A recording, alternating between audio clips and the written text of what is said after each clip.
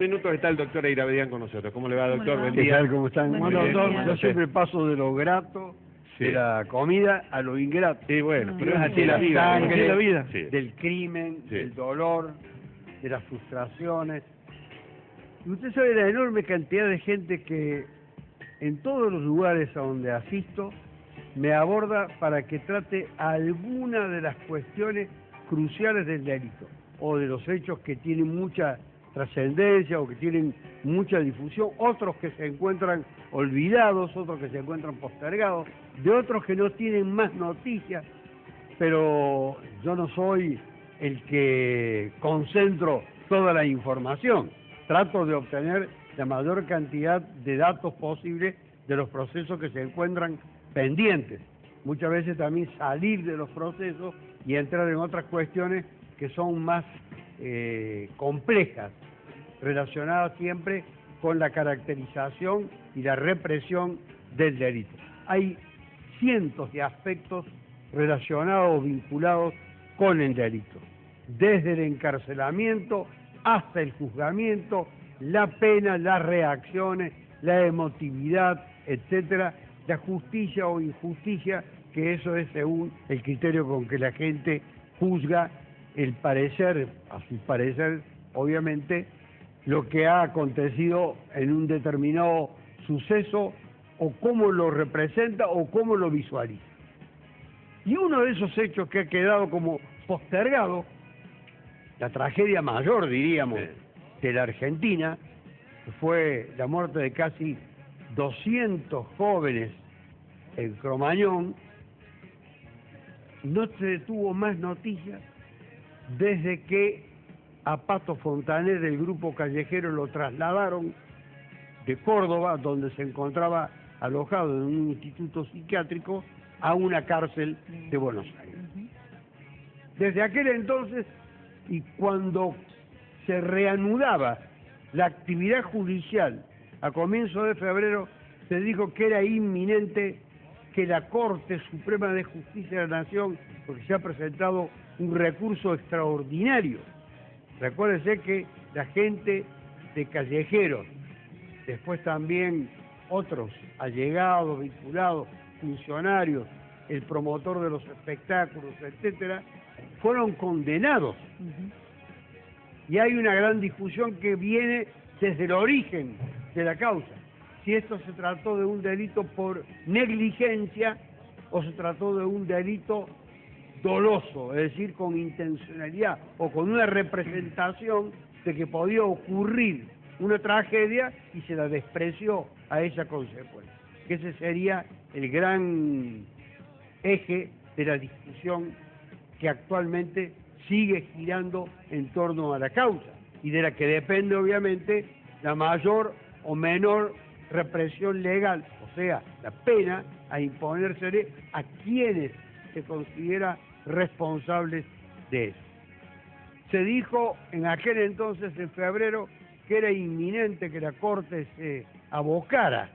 La Corte Suprema normalmente no resuelve ese tipo de casos.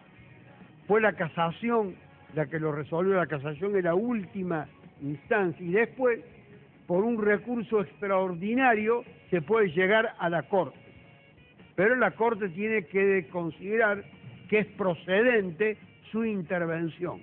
Y si un tribunal, que fue el que en definitiva definió la causa, dice que no concede el recurso, hay que llegar por medio de una queja. Eso es lo que está discutiéndose, si la Corte va a admitir o no va a admitir la queja.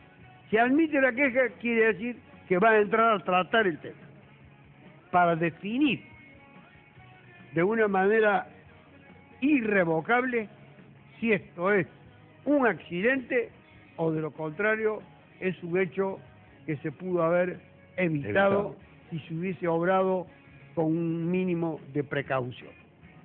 Es decir, si hubo negligencia o de lo contrario hubo indiferencia.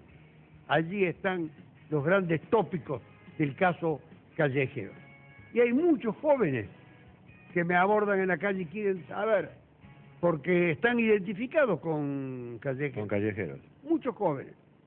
muchos jóvenes de condición humilde, particularmente, que han logrado ser movilizados musicalmente y sociológicamente, diría también, por Callejero. Lo concreto, para que toda esta gente sepa, para que todos sepamos, la causa se encuentra en la Corte Suprema de Justicia, sin que la Corte Suprema de la Justicia haya tomado ya una definición sobre si va a actuar o no va a O no va a actuar. Pero por allí hubo un error de interpretación, me parece, en la compañera o esposa de uno de los músicos involucrados, que dijo que era optimista porque el procurador, o sea, el fiscal, el representante de la sociedad, se habría expedido de una manera favorable para las pretensiones defensivas. No es verdad. La procuración, o sea, la acusación en su dictamen, lo que propicia es un cambio de encuadramiento de la conducta de los que están involucrados y llevarlo al delito doloso. Con lo cual, si eso fuese aceptado y previo a decisión de la Corte de intervenir en la cuestión, fuese aceptado a su vez también por la Corte, llevaría a que las penas prácticamente sean duplicadas.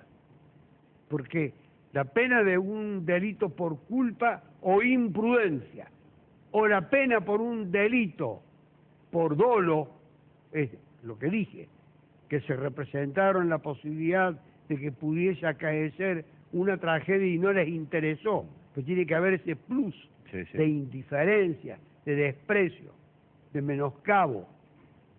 Sería mucho más grave entonces. Uno se llama estrago culposo, al otro se lo llama estrago doloso. Y hay una diferencia grande en la pena. Y la pena es enorme, la diferencia que existe. En consecuencia, la situación por la que están atravesando esas personas en el penal, donde se encuentran alojadas, verdaderamente deben ser horas terribles, horas de incertidumbre, que son las peores en la prisión, las horas de angustia de los que están esperando una definición que ponga fin a su cautiverio o que de lo contrario pueda llegar, para su desgracia y para su infortunio, a aumentarla. De manera tal entonces que para todos aquellos que han querido saber qué pasa con Callejeros, hay un paso trascendental, un paso decisivo, que la Corte diga que va a intervenir y cuando intervenga decida. Y hay un elemento que ahora se ha sumado y que es lo que me ha motivado a ocuparme del tema. La Corte estaba integrada hasta la semana pasada por una jueza extraordinaria, la doctora Carmen Argibay, una jueza verdaderamente independiente, digna y valiosa, jurídicamente y humanamente. La salida de esta jueza de la Corte puede tener incidencia en la definición de esta causa, porque muchas veces hay que saber cómo se alinean los jueces respecto a un tema, porque no todos coinciden acerca de una determinada definición, de manera tal que la opinión que ella pudiese llegar en su momento, que pudo haber llegado a tener sobre el caso, ya no tiene existencia en la causa, ya no tiene preponderancia en la causa porque no existe la persona que la iba a sustentar, puede tener una repercusión en el pronunciamiento de la Corte por ausencia de ese voto, que podría contribuir a equilibrar o desequilibrar según cuáles fueran los criterios hoy imperantes. Evidentemente que la causa de Callejeros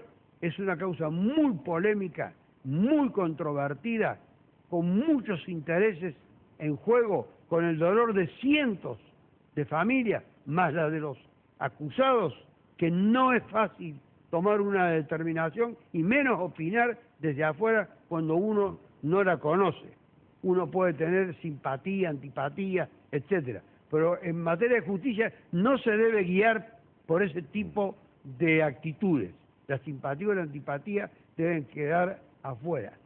Y la Corte, en este tipo de causas, no tiene ningún interés de obrar de una manera distinta a lo que es su responsabilidad, hacer cumplir la ley. No hay ningún factor que incida, pero ellos tienen una visión completa de la sociedad, una visión que es además política en el más alto sentido de la palabra. Deben ver todas las cuestiones que están en juego, los sentimientos que además van a explotar con esta cuestión.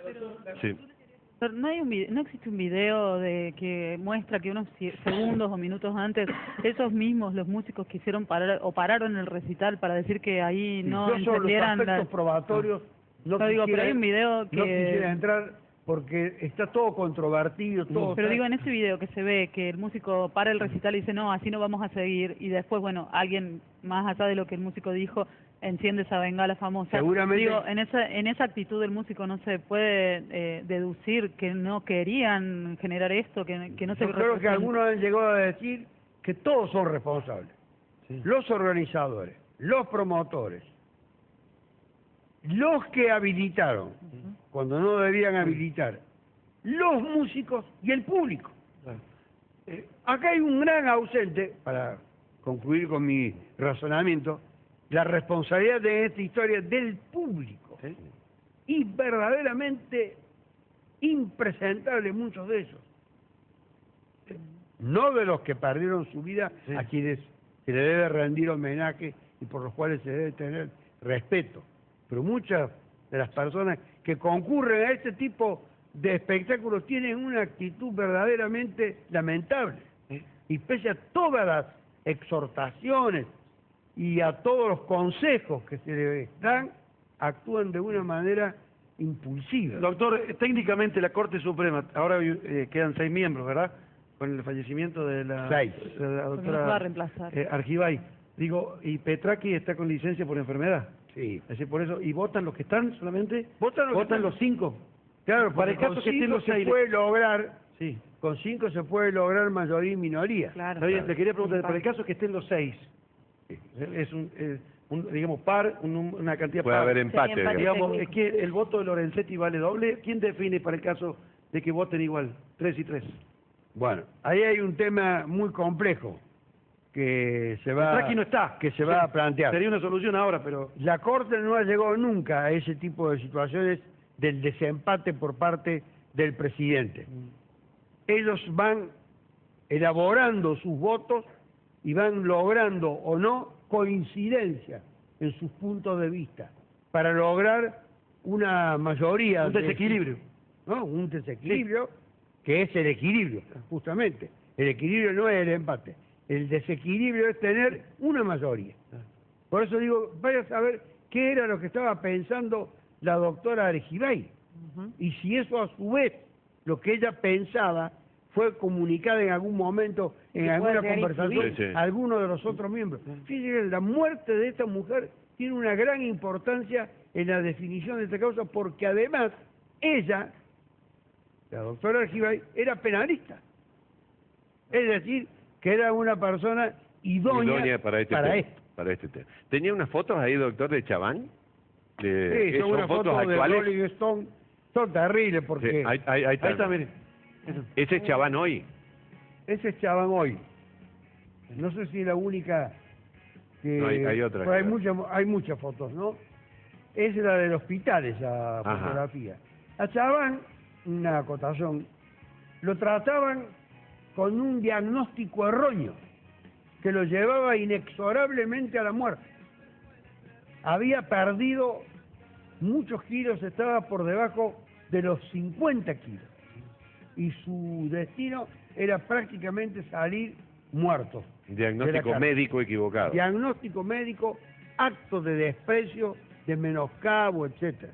Luego, eso se revirtió con un cambio de diagnóstico. Primero se lo trataba por una tuberculosis y después por un cáncer.